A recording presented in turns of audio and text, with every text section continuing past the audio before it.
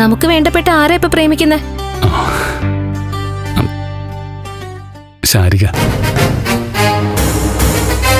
ശാരിക ആരെയോ പ്രണയിക്കുന്നുണ്ട് ഗൗരി. അതുകൊണ്ട് നവീനുമായിട്ടുള്ള കല്യാണം നീട്ടിക്കൊണ്ടു പോകുന്നത്. ഓ, അഭിനയം എന്തായാലും ഭീകരായിട്ടുണ്ട്. എന്തൊരു ഒറിജിനാലിറ്റിയാ. ഇങ്ങനെ എന്നെ വരട്ടിയാ ഞാനങ്ങ് വരണ്ടു പോകുമെന്ന് വിചാരിച്ചോ? നീ വരണ്ടോ ഇല്ലയോന്ന് എനിക്കറിയില്ല.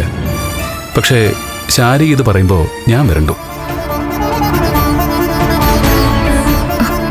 മുരളിയേട്ടാ, കള്ളമല്ലേ പറയുന്നേ? എന്നെ പറ്റിക്കാൻ പറയുന്നതല്ലേ? ഞാൻ എന്റെ ഗൗരിയോട് കള്ളം പറയൂ? സത്യ ഗൗരി, ശാരിക ഒരാളെ പ്രേമിക്കുന്നുണ്ട്. എന്നോട് തുറന്നു പറഞ്ഞു.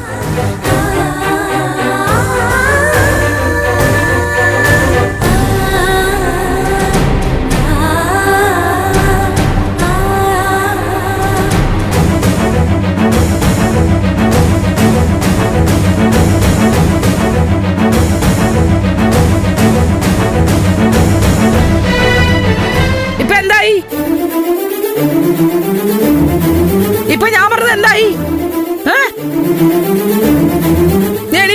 എനിക്ക് ഇപ്പൊ തന്നെ അവരുടെ വീട്ടിൽ പോണം. എനിക്ക് ശാരികയോട് ഇപ്പൊ തന്നെ ചോദിക്കണം. അമ്മേ, ആരോടും ചോദിക്കാനും പറയാനൊന്നും പോണ്ട. സംസാരിക്കാനുള്ളതൊക്കെ ഞാൻ സംസാരിച്ചു. വഴക്ക് പറയും ഗുണദോഷിക്കുകയും ഒക്കെ ചെയ്തു. വഴക്ക് പറഞ്ഞെന്നോ ഗുണദോഷിച്ചെന്നോ? അവളുടെ കവാലക്കുറ്റി നോക്കി ഒന്ന് കൊടുക്കാൻ വേണ്ടത്. പല്ലടിച്ച് താഴെ ഇടണം. നമ്മളെയൊക്കെ തൃണമൂലല്ലേ അവള് കരുതിയേ? അവളാരെ വലിയ കോയിത്തമ്പരാട്ടിയാ? എനിക്ക് ചോദിച്ചേ പറ്റൂ.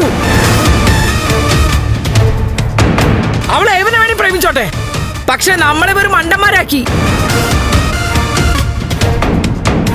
എല്ലാവരും കൂടി ഉടുത്തൊരുങ്ങി അങ്ങോട്ട് പോകുന്നു, പിന്നെ ഇങ്ങോട്ട് വരുന്നു. എനിക്ക് അന്നേ സംശയം ഉണ്ടായിരുന്നു.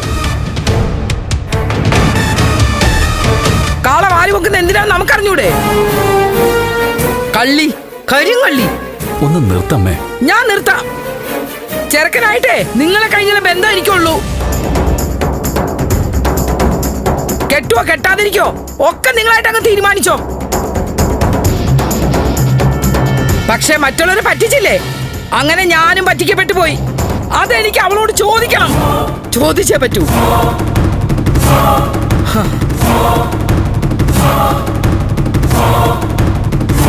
ഗൗരി, നീ വിഷമിക്കണ്ട. ഞാൻ അവള് വെറുതെ വിടില്ല. അവള് MLA അല്ല, മന്ത്രിയുടെ മോളായാലും ശരി. ഇത് വിട്ടുകൊടുക്കാൻ പറ്റില്ല. വേണ്ടമ്മേ, നമുക്കിത് വിട്ടേക്കാം. ബഹളമൊന്നും വേണ്ട. വീട്ടില് ഞാനും മുരളിയേട്ടനും കൂടി പറഞ്ഞു മനസ്സിലാക്കാം. നവീനോടും പറയാം.